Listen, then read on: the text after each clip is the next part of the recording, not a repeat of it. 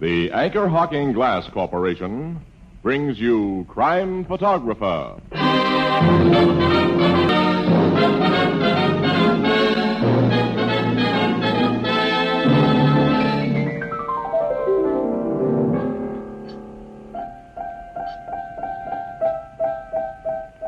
Ethelbert, what on earth's going on over there? Oh, that's Grace. I can't get her away from that piano. Tell her to let Herman play. Oh, Grace, that's enough. Thanks. Besides, this is the famous noise abatement week. Well, it may be famous, Casey, but it's not as famous as my favorite line. Anchor Hawking is the most famous name in glass.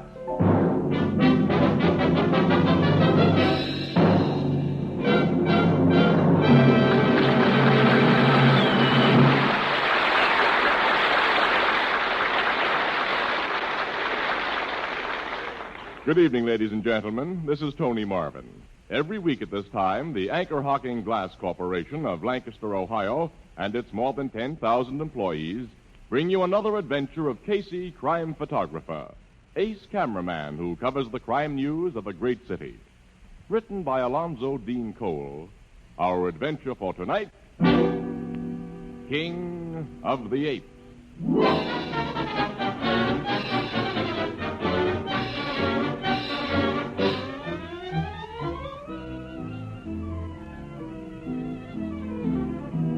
Mid-afternoon, the Blue Note Cafe.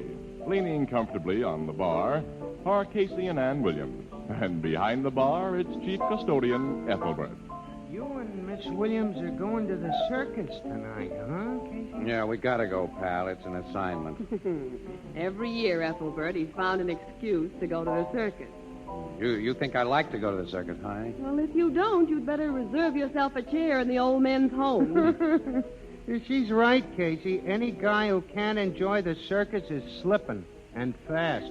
I love the clowns and the elephants. I still like the brass bands and the peanuts and popcorn. Well, I go for the lady bareback riders and the lady acrobats and the lady... That's enough. Well, I just wanted to establish that I'm not slipping, Annie. I'm simply matured, that's all. What kind of assignment you two got at the big show? Principally, we're covering the feature act, King of the Apes. They say that's swell. According to pictures on the billboards, that fella, the king, keeps 20 or 30 giant gorillas under his complete control. Now, circus posters underrate a little bit, Ethelbert. The 20 or 30 giant gorillas are really 6 orangutans. And their trainer isn't the king. His name is King. Charles King. Oh. But an orangutan is a pretty big monkey, isn't it? Big enough. A full-grown male can break a couple of Joe Lewises in two. Then I guess 6 orangutans are plenty for a guy to go into a cage alone with. I'd say so. Well, we'd better get over to the circus, Annie. It's nearly time for our date. Oh, yeah. I thought you said you were going to the circus tonight. We're interviewing Mr. King after the matinee performance. We're seeing the show tonight. Oh. Well, so long, pal. So long, Ethelbert. Have a good time, and don't let him lock you up in the monkey cage. Nuts to you, pal, and so long. So long, Casey. And nuts to you.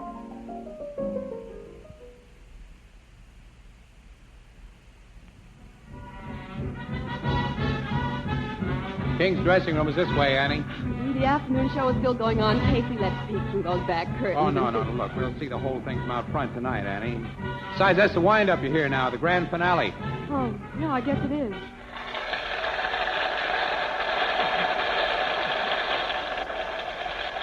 Oh, look. The clowns are coming from the ring. Oh, let's walk. Oh, I've seen clowns before. We've got a date, Oh, Annie. just a minute, Casey. Oh, okay. Some nice-looking performers coming through the curtains now. That one in the black spangled tights has got beautiful eyes. We'll find Mr. King. No, I'm in no hurry, Annie. We've got a date. Huh? Oh. Okay. There's that's the star dressing room there. Well, give a knock. Oh, wait a minute. There's several star dressing rooms. Well, here's the one with the King's name on it. Don't you dare call me that. I'll call your work if I catch you with that bond finale again. You better not, you big poker. A little argument inside that room, Casey. King. I'm fed up with your jealousy. If I feel like talking to a man, any man, I'm going You're to. not going to sneak up in corners with Finelli again, I tell Try you. and stop me. I'll stop you. Don't you put your hands on me. Don't Time to break this up, Annie. Come on. That knock should do it. Who's that? Miss Williams and Casey in the Morning Express. If you're Mr. King, your press agent made a date for us to see you. Oh, yes, of course. Just a moment. That ended the battle, Casey. Sure did. Please come in. Oh, thank you. Miss Williams and Mr. Casey, you said? That's right. I'm Charles King. Nice to know both of you. Nice to know you. Mr. King. Allow me to present my wife. Mrs. King. How'd you do? If you'll excuse me, I'll be running along. Wait, Bernice. Yeah? This lady and gentleman are going to do a feature story about the act. Don't you want to stay? Your act, Charlie. They don't want to interview me. See you later. I'd like you to stay. I've got some shopping to do. Nice to meet you, Miss Williams and Mr. Casey. So long. So long. My wife is always on the go, as you Americans say. You pardon her, I'm sure. Certainly. I'm very grateful for this visit. Publicity is the lifeblood of show business. Perhaps I'd better take you downstairs to the animal room. The three of us and my orangutans can get acquainted all at the same time. All right. I fancy that's what you wish. Yes, sir, that's it. Yeah? Come on, then. We'll walk down that ramp to the animal room. All right. Careful, Annie. Slip. Bernice, What? I thought you were going shopping. I am. I just stopped to talk a minute with Mr. Finelli. Hello, Charlie. Hello, Finelli. You better get your shopping done, Bernice. Okay. See you later, Luigi. Sure, Mrs. King. Miss Williams, if you and Mr. Casey will excuse me, I want a word with that man. Yes, of course. Yeah, go Mr. ahead. King. Thanks. Just a moment, Finelli. This seems to be the old triangle business, And Casey. how? That Finelli is good looking. Yeah, so is Mrs. King. They're both young, too. King must be 50. Oh, easy. But he looks like a tough guy to tangle with. Huh? He seems to be quietly laying down a little law to Mr. Finelli over there. Look at that. Thanks for waiting for me. Not at all. It's all right. Here's the ramp. The cage of my beast found far from the bottom. Hey, that guy you were talking with had on tights, Mr. King. What is he, an acrobat? He's a wire walker. Oh. Do you good people know very much about orangutans? Practically nothing. We've seen a couple in the zoos. Then perhaps you'd like to have a little basic information for your story, Miss Williams. But yes, I would. But the orangutan is found only in Borneo and Sumatra. In size, he is the second of the great apes, ranking next to the gorilla. In intelligence, though some place the chimpanzee in a higher category, I rank the orangutan first. Those are my animals in those two cages. Casey, we've never seen an orangutan like that big fellow at the zoo. Oh, that's Nimbu. He's a full-grown male. If he stood upright, which he seldom does, he'd be 5 feet 7 inches tall. And he tips the scale at 22 stone, about 300 pounds. Why do you keep him alone in that cage? Is he vicious or something? No, I'm keeping Nimbu separate temporarily because he hasn't been very well. Oh. I'm quite worried about him. Without Nimbu, I wouldn't have the same act. And, well, I'm fond of the old fellow. Seems pretty fond of you. Casey, did you see him reach out his hand to Mr. King like a big child? Yeah. I let him take my hand and put his other long arm around my neck. I wouldn't want him that close to me, brother. I wouldn't dare permit such familiarity from the one in the next cage. Oh, he doesn't like you, huh? Oh, he doesn't like anybody. Fear of Nimbu is the only thing that keeps Dillinger in his place. Dillinger? I call him that because he's a public enemy, Miss Williams. Oh. Hello, boss. Oh, hello, Joe. I was beginning to wonder where you were. I was out getting some fresh medicine for Nimbu. You know, I never want these animals left alone. Where's Tyan? He have probably gone for a drink. That man is no good. Yes, I know that, but he knows big apes. Because he is a little ape himself. Better you should send him back to Borneo where we got him. I'll have another talk with Tyan. Oh, excuse me, Miss Williams, Mr. Casey. This is Johannes Fleet, my chief assistant. Mr. Fleet? How are you, Mr. Johan knows as much more about orangutans as I do. He was born in Dutch Borneo and talks their language. I talk Dutch and English, not ape talk. That is for men like that Tyan. Tyan, my second assistant. He's a Dayak, Oh, a Borneo tribesman. You can write a few colorful lines about him, Miss Williams. It's feeding time. I go get fruit for you, eh? He's a pleasing character, Casey. Yeah. I heard what you said, Miss Williams. Johann Philip is, well, it isn't easy to find men who can properly care for orangutans, and he knows the beasts.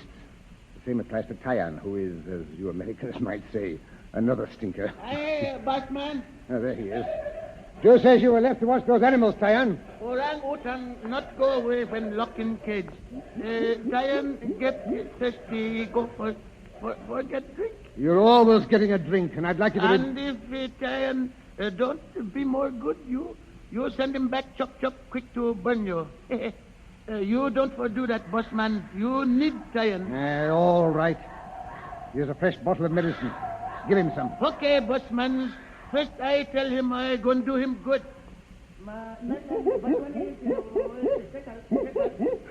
He's chattering to that big ape, Casey, and the ape answers back. Boy, I'm going to get some pictures of this. This is terrific. Tyan seems to really talk ape language, Miss Williams.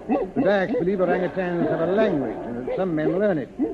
That ought to be a good shot. Here comes Fleet. I'll get one of him feeding it. Hey, boss man.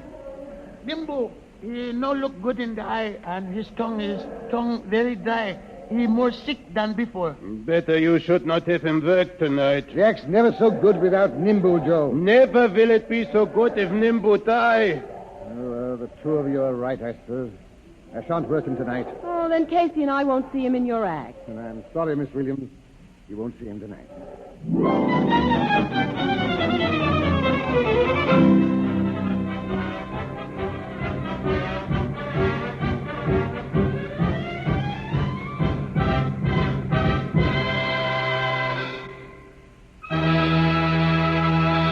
Children of all ages, the biggest show in the world is proud to present the most daring, colossal, engrossing, educational exhibition of man's mastery over the savage beast that has ever been witnessed in the history of the universe. This is it, Annie. This is King Jack. They're throwing up the cage, Casey. Ferocious, most dangerously intelligent animals known to man, orangutans. Well, that Nimbu sure looks Giant dangerous and primates wise. from the So did jungle the others we wilds saw of this afternoon. Borneo.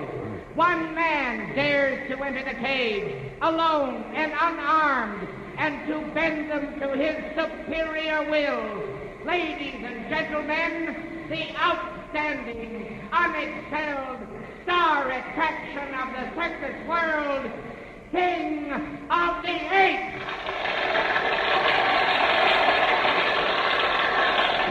Boy, that was some build-up, wasn't it, huh? The ringmaster did use a few superlatives. Oh, Mr. King looks nice in that jungle explorer's outfit, doesn't he? Yeah. His wife isn't half bad in her shorts. She is not in the cage. Oh, she's just outside over on the left there, Annie. Let's see.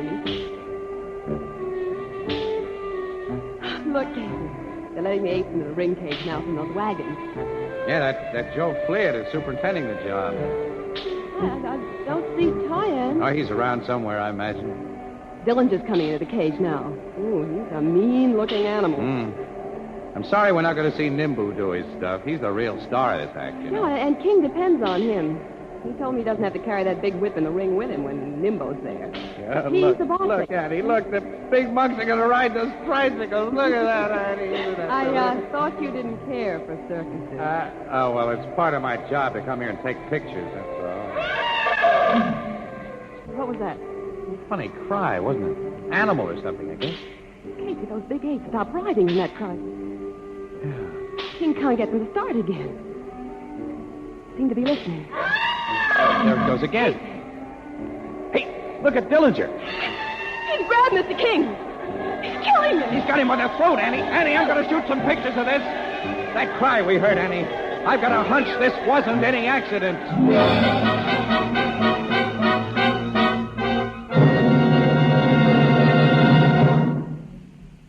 Mother's Day is a week from Sunday. Why not make this an occasion to be remembered? Make Mother queen for the day. Keep her out of the kitchen. Let the whole family pitch in and cook this Mother's Day dinner yourselves. It's not as difficult as it sounds, particularly if you rely on Fire King oven glass, the amazing oven glass which practically assures baking results. Plan your meal around a big baked casserole dish. Supplement it with hot bread or biscuit and top the meal off with a homemade pie. Why, it's easy if you follow the recipes and use Fire King oven glass casseroles, pie plates, and baking dishes. At your favorite chain, variety, hardware, or department store, you'll find a wide variety of Fire King oven glass, an ideal Mother's Day gift. prices are amazingly low. Fire King Oven Glass is a product of Anchor Hocking, the most famous name in glass.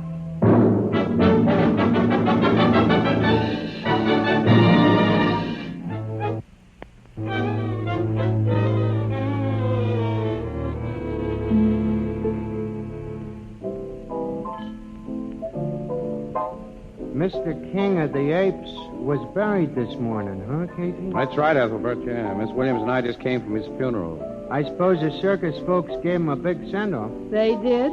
The funeral was a circus in itself, complete with brass bands. And Mrs. King gave a fine center ring performance. What do you mean? Well, she put on a big act, Ethelbert. She shed crocodile tears all over the place. And we think she cared about as much for her husband as I care for, well, a 1940 model spring hat. Was that Wire Walker Finelli there, who you think is her boyfriend? No, he didn't come to the funeral. Neither did Tyann. Tyan's the other fellow who was King's assistant, huh? Yeah, the Dyak from Borneo. Who's inherited King's place in the act. You think one of them people had something to do with King's death, don't you? Well, King was crushed to death by that big orangutan, Dillinger. After he and the other apes in the ring had shown a marked reaction to the peculiar animal cries that everybody heard. Miss Williams and I had seen and heard Tyann talking to Nimbu that afternoon, and a lot of the circus people really believe that he has a special way of communicating with apes.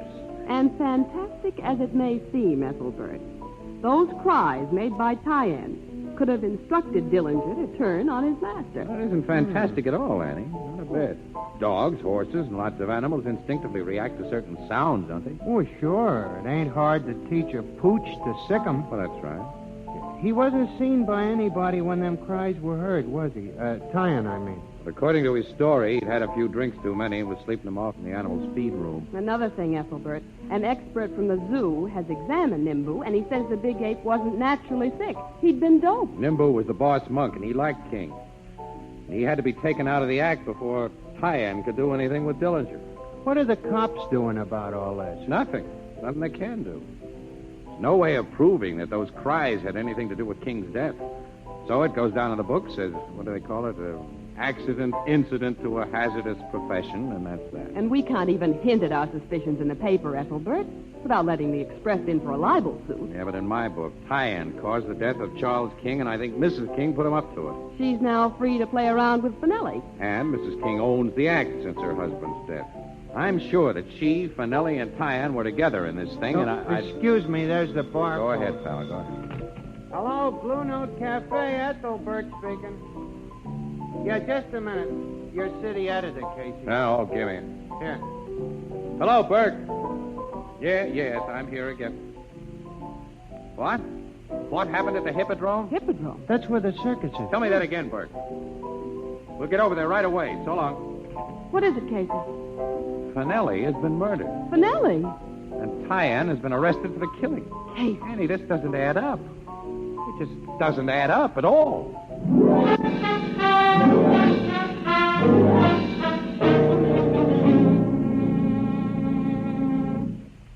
How was Finelli killed, Captain Logan? The same way Marie Antoinette was. His head was cut off. What? Oh, holy. The lethal instrument in this case was a curved, razor-edged Dyak knife. It's been identified as belonging to that Borneo native, Tyann, who was found in his dressing room, dead drunk, with the murder knife beside him shortly after the murder was discovered. Did you sober him up enough to talk? He was able to deny that he'd killed anyone. Drunk or sober, nearly all killers can do that.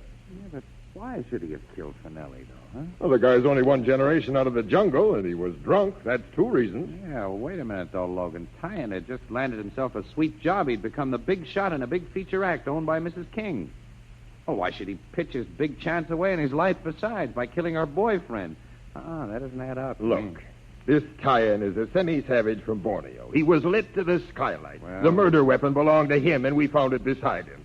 Now, Casey, take your little camera in hand and shoot pretty pictures for the paper. I've got important police work to do. So long, Miss Williams. Try to keep Casey from straining his brain. Wise guy, Logan. He's right about Tyann, Casey. Is he? Of course he is. We're seeing a nice example of poetic justice. Mrs. King has Tyann arrange her husband's death so she can have Finelli. And then Tyann destroys the man she wanted and himself at the same time, and now she's without a husband, without a boyfriend, and without a means of making a living. She has no one who can work those apes. Wait a minute. Yes, she has. Johannes Fleet. Oh, say, I'd forgotten about him. Yeah, so had I, almost. Annie, from the first, we've been wrong about this whole setup. Can't you see it? Annie Fleet's the guy. Why? Well, because he knows more about big apes than King does. I think Johannes Fleet doped Nimbu and gave that cry that caused Dillinger to kill King. And then when Tyann was put in King's place, Fleet pulled a second murder and framed Tyann for it. Well, where do we go from here? Well, I don't know. That's a help. Oh, wait a minute, Annie. Give me a chance to think here. All right. We'll go to Bernice King. Mrs. King? Yes. Finelli's death puts her in the clear. Fleet's been the whole works. And she can help us get the goods on him. How? Come on. We're going to pay her a call, Annie. And on the way, we'll pick up that wise guy, Logan.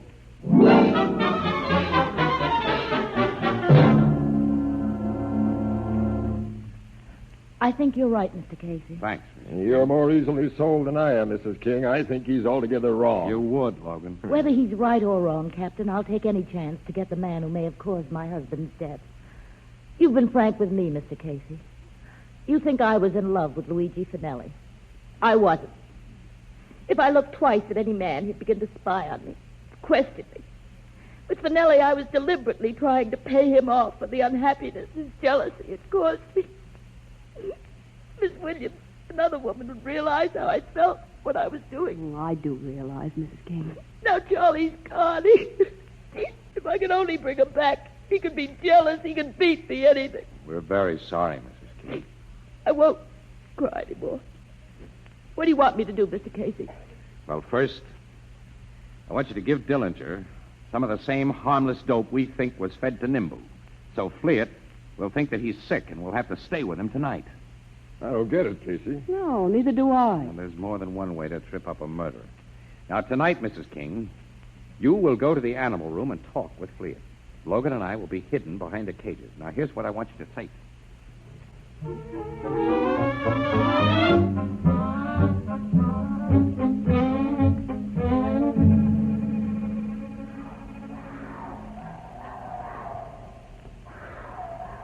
she comes, Logan. Yeah, I see her. So does Fleet.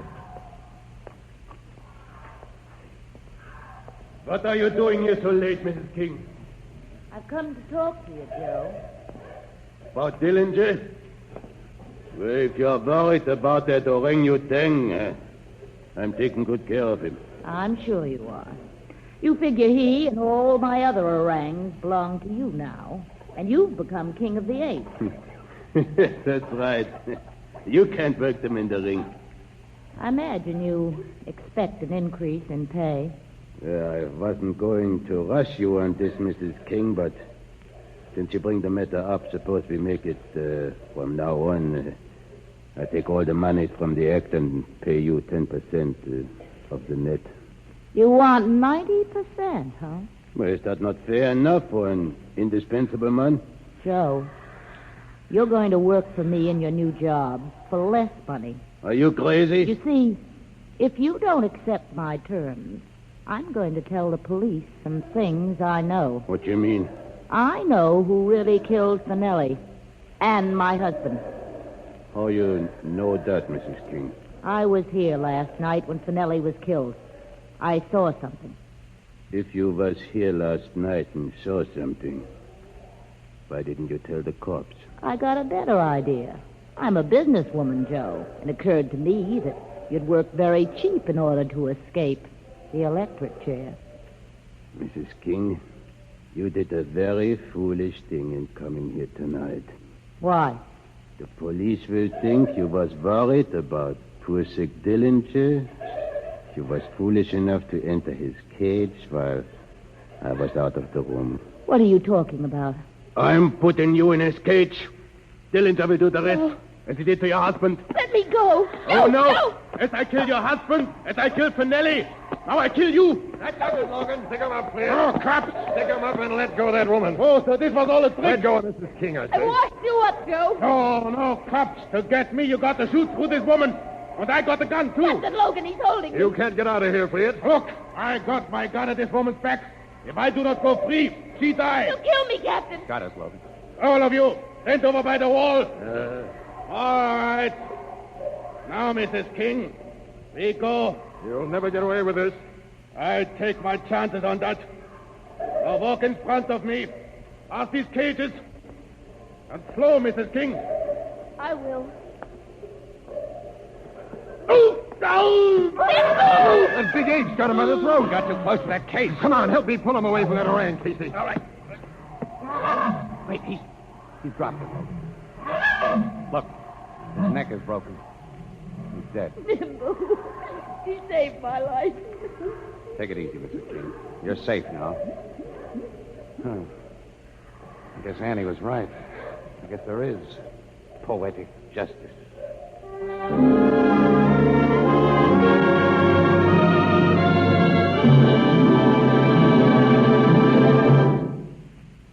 Back to Casey in just a moment. But first, here is a message from Anchor Hocking. I hope that every one of our listeners will make a special point to tune in Crime Photographer next Thursday evening. We're going to have an unusually exciting show, and the Anchor Hocking Glass Corporation will have an announcement to make of the utmost importance. And now, tonight, we're celebrating National Baby Week. And in the interest of better health, retail stores and food packers throughout America are focusing attention on the scientifically prepared glass-packed baby foods which make it so easy to provide a properly balanced and healthful diet. Now, these glass-packed baby foods simplify the young mother's work enormously. You can heat and serve baby food in the same glass container in which you buy it and reseal it safely to store leftover portions. Glass containers are easy and safe to open, and they have no effect on taste, flavor, or purity. All better brands of prepared baby foods come to you packed in glass, in Anchor glass containers protected by Anchor vacuum caps. Both products of Anchor Hocking. The most famous name in glass.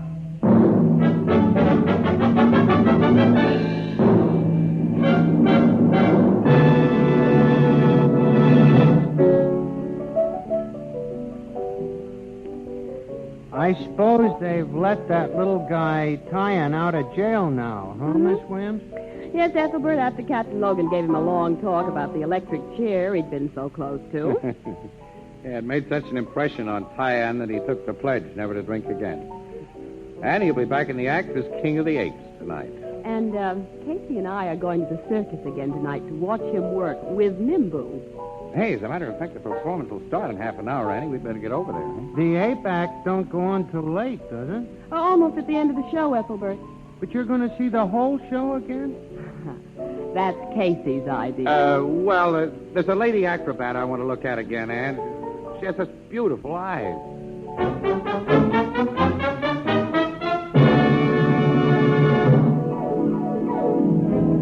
Crime Photographer, starring Stotts Cotsworth as Casey, is brought to you each Thursday by the Anchor Hocking Glass Corporation, makers of Fire King oven glass, Anchor glass containers, Anchor caps and closures.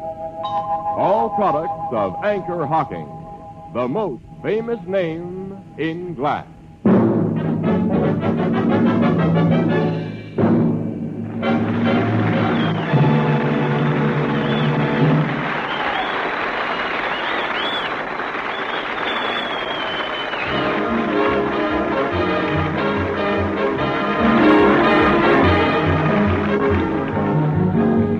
Crime Photographer is directed by John Deep. The original music is by Archie Blyer, and the program features Miss Jan Miner as Anne and John Gibson as Ethelbert. Herman Chittison is the Blue Note pianist. Thursday night on CBS is the biggest show in town, so stay tuned for exciting dramatizations on Reader's Digest Radio Edition, which follows immediately over most of these stations. This is Tony Marvin saying good night for the Anchor Hocking Glass Corporation of Lancaster, Ohio, with offices in all principal cities of the United States and Canada.